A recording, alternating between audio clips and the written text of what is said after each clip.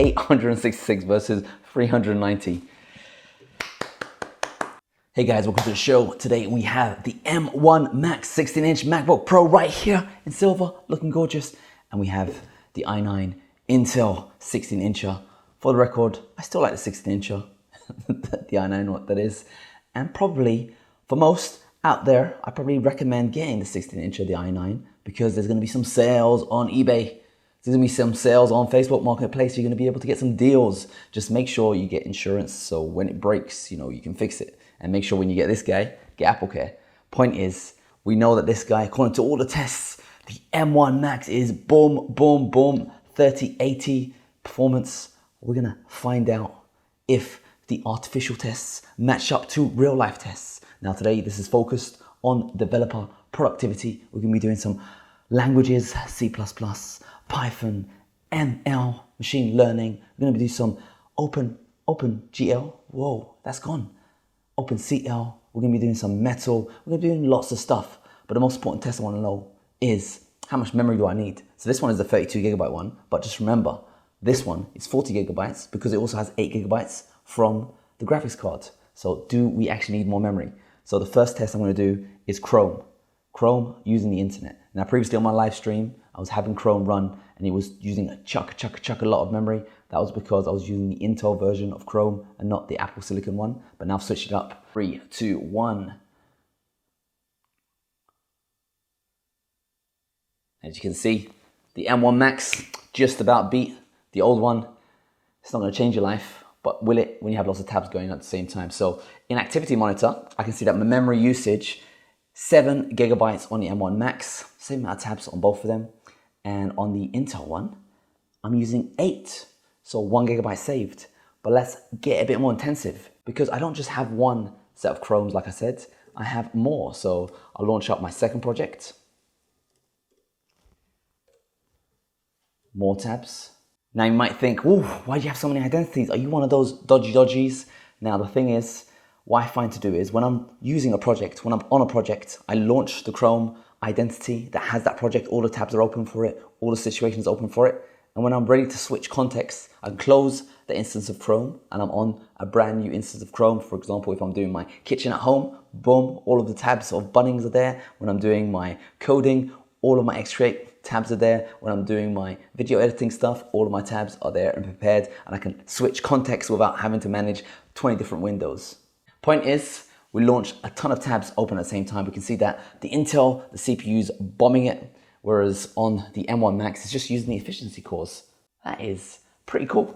Now, memory use, 10 gigabytes versus we got 14 gigabytes. So if you're a bit of a tab fiend, it looks like the Apple Silicon memory usage per tab is less because I have the same amount of tabs, but the Intel one's using 4 gigabytes more. Now, one of my other favorite things to do in life is just to annoy Chrome. So I'm gonna launch 57 tabs at the same time and see if you can handle it. Which one can handle the beast? They both can because they're both pros. So the M1 Max maybe is ahead, side by side. You got the Intel one catching up. Which one's gonna win? We're looking at the circles on the screen right now. It looks like the M1 Max has loaded all the tabs at the same time. The Intel one is still chugging away. It's chugging at scale. So you're getting a lot better performance per tab. And if you have loads of tabs being open at the same time, loaded it all up straight away. Whereas the Intel one is still chug. Now for the rest of these tests, I'm actually gonna keep Chrome tabs running in the background, same amount, because that is how I actually live my life. I usually have the internet on at the same time while I'm doing some heavy damage. And the first heavy damage I wanna do, I wanna get some benchmarks on the actual GPU gaming. We got Fortnite over here. Let's run it on the i9 to get our little sample size. All right, so we're right now in the game and we're getting 20 frames a second. This is on epic settings, 23 frames a second. This is the AMD 5500M. And on the M1 Max, I'm not hearing any fans and we're getting 39 to 40 frames a second. So it's pretty much double the performance. So straight up, it's slightly higher resolution as well. This is 3.5K, that was 3K, and it's double the FPS. Okay, so we've played a game. Now it's time to try making a game. So the engine that they use to make this game, Unreal Engine, let's see how they run on both systems. So I'm just launching the infiltrated demo. That's pretty much the most aggressive demo you're gonna get in Epic's suite of samples. Now for the record, even though it's been about a year since Apple launched M1, the editor is still being compiled for Intel. Boom, on the screen with Immolation. Immolation, this is an Intel application. It's already launched. Pretty much, this guy's still on 45%. So we're getting around 10 frames a second on the M1 Max, 5 frames a second when I move the camera. And on the i9, it's pretty much just stalling 0 frames a second. I think it's not liking this whole compiling shaders. Look how slow that is. I think the problem with the Intel chips is if you do run them at max for a while, especially on this mobile, it just has to drop down to its base frequency. So we're getting 2.5 gigahertz at the moment. So that's really struggling to compile all the shaders. At first it was doing it and it was boosting all the way up to 3.5 and 4. So that's almost 50% more performance. But now it's a bit overwhelmed, a bit overheating. So it's back to its base clock. Whereas the M1 Max, because it isn't overwhelmed, it's still able to perform at its nice speed. So 25,000 shaders to go on the i9 and only 22 on the M1 Max. That's a massive, massive improvement. Even in the usability, we're getting what it says 5 frames a second when we're moving the camera, and here it's like 1 frame a second. So it's 5 times faster in operation and faster in compiling. So even though it's Immolation, imagine if Epic enabled it to be compiled. I mean, I saw it in the source code. It does have a mention of Apple Silicon M1 in there. So if they compile it for M1, how much this architecture, this laptop, this machine would destroy the killer machine PCs that are compiling Unreal Engine. Make friends, be friends again, please be friends. So I'm just going to close this out for now, and I'm going to see how Unreal Engine 5 works on these guys. And we got it up and running again, pretty much twice the speed, still 45% on the Intel Mac, and the M1 one is just smashing it. Let's get the frame rate up. So we got 60, 70 frames a second, all the way down to 20, just playing around while this bad boy loads up. Let's hit play, and 60 to 70 frames a second. Very, very nice and smooth. It's still compiling shaders in the background, by the way. Still got 6,000 shaders to go, and we're getting up to 70 frames a second. All right, let's skip that, and let's skip this guy. And what I'll do is, instead of running the applications, let's try building the applications. So last time, I really struggled with the M1 chips. They just trying to compile C++ in Immolation was a nightmare.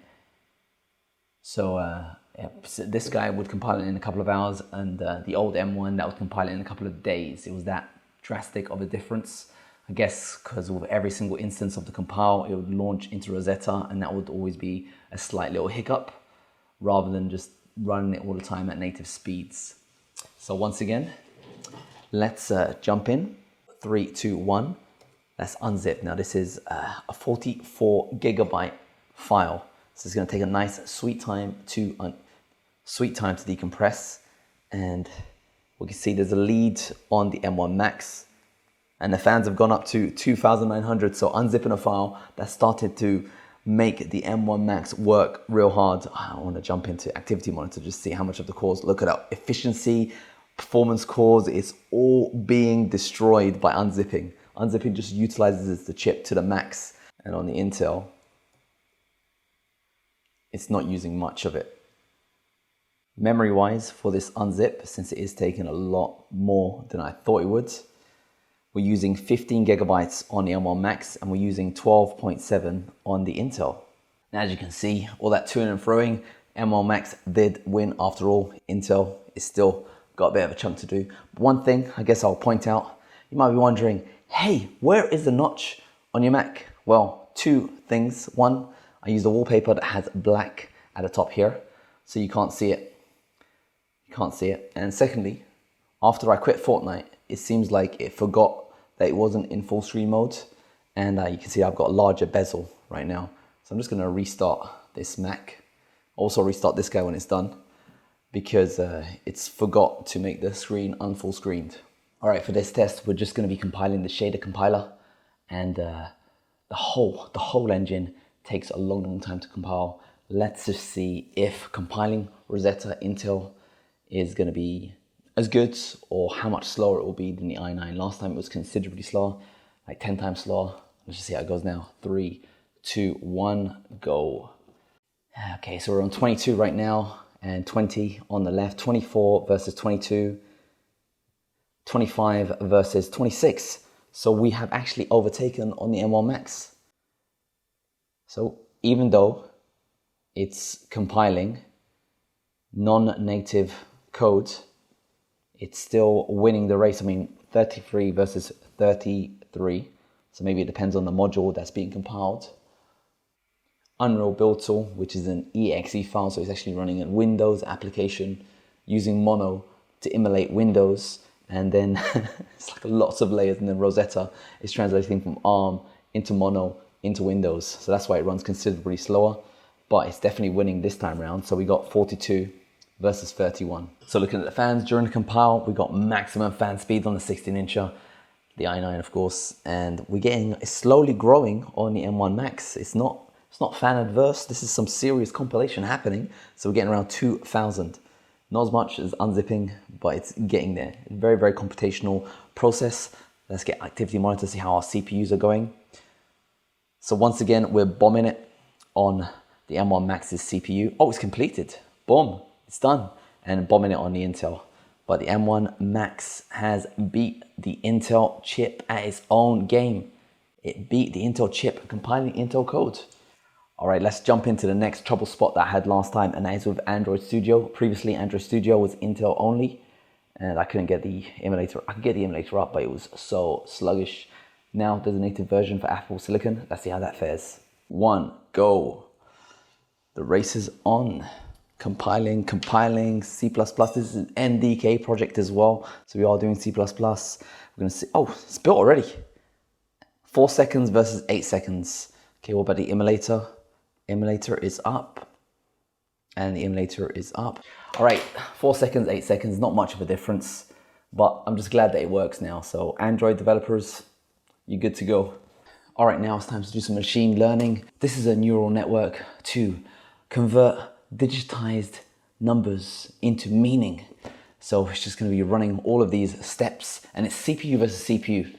There is a metal optimized version. We'll run it next time around, but right now I just want to see CPU versus CPU, which one is faster. And you can see that actually the M1 Max chip is slightly ahead. 3000 on 3000 on the Intel, 4000 on the M1. And activity monitor, let's just launch that up. You can see that the CPU's getting, not bombed, but it's getting 50%ed on both. This is the i9 and this is the one over there.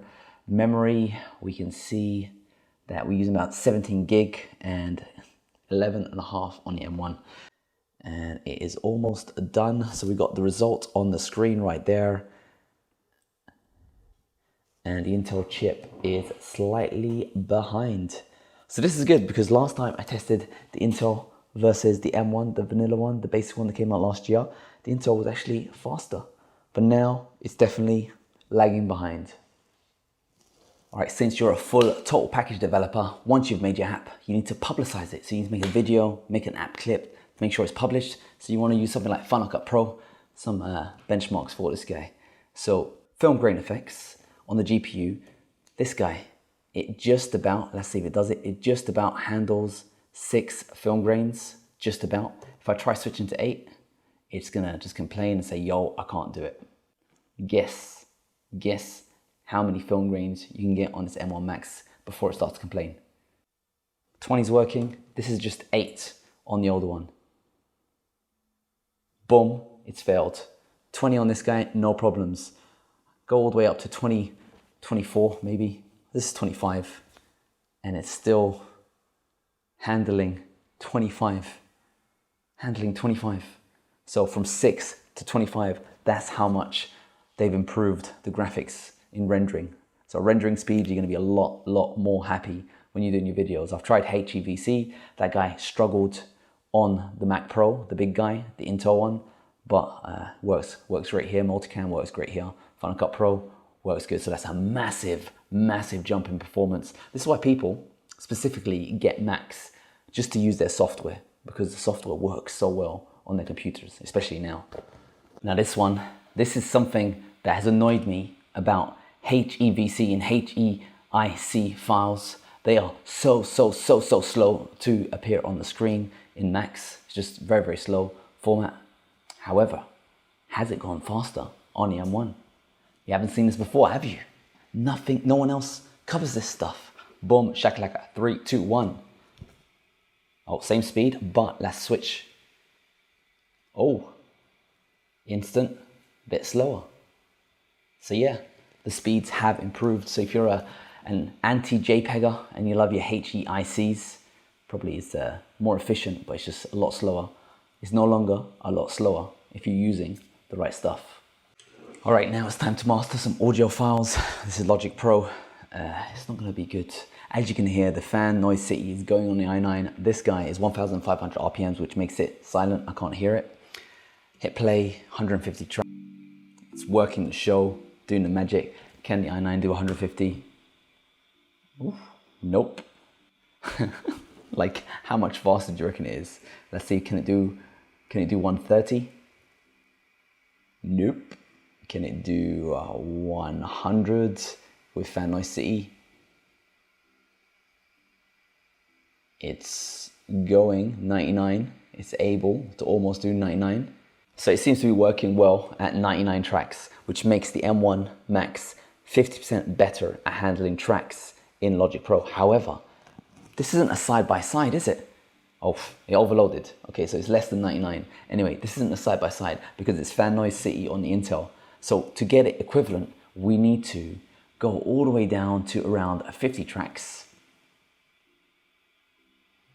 And that should make the performance drop enough for the fans to start ramping down. So you really got triple the performance at the same fan noise situation.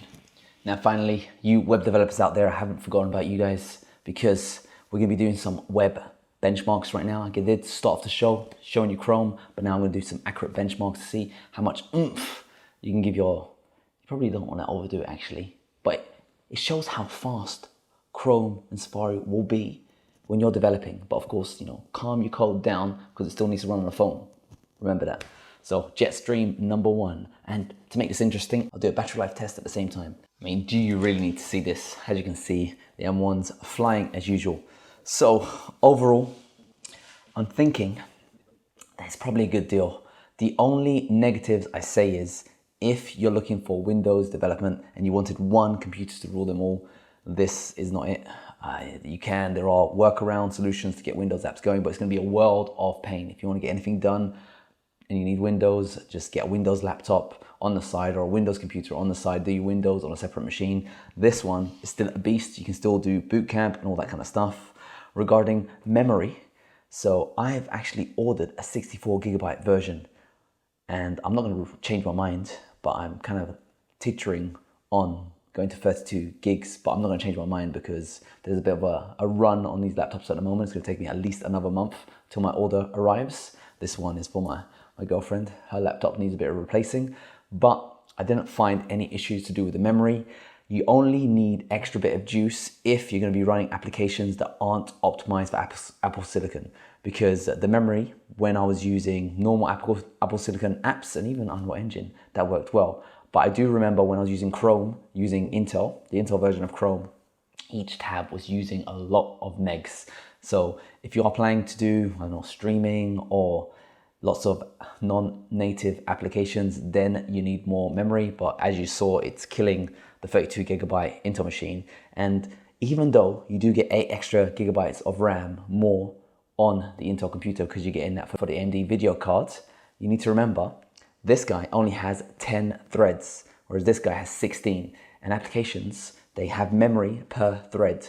So a lot of the applications that you saw was actually using more memory on the Intel computer because it needed an extra bit of memory chunk for each of the thread that the application was running. So things like Unreal Engine, Chrome and all that stuff, can use up to almost twice as much RAM because it allocates the same amount of memory per thread. That's how it gets its speed up situations. Of course, you can save a bit of RAM there if you disable hyper threading, but by default, if you had a 32 gigabyte RAM computer, you're still saving the 8 extra threads that you'll be normally using in an application. So it wasn't actually that bad going down to around, just say 22 or 24 gigabytes RAM. So I say 32 gigabytes RAM, flying, as you can see, smashed out the test, got 185 versus 140, another almost 50% killer jump over the old one.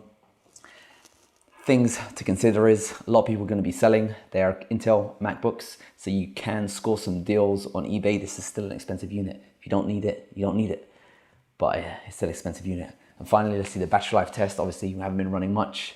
I'll do one more test just to show it going, and the motion mark, get that running. And of course, this guy is definitely going to win. So let me know what kind of laptop you're going to be considering getting. Are you going to be switching over to this M1 religion? Like I say right now, not all the applications are switching over to ARM. They're not all doing it. Even Dropbox, for some reason, they don't want to convert it to Apple for some reason. But I think with the run on these laptops, a lot of developers are going to be starting to develop their applications for M1. And something to note is you are going to be getting some plugins are just not going to work. I lost a couple of plugins just from the switch, but there is always an alternative. And if there is an alternative, I guess you're a developer, you can make that alternative. Other things to notice is I did have some teething issues already.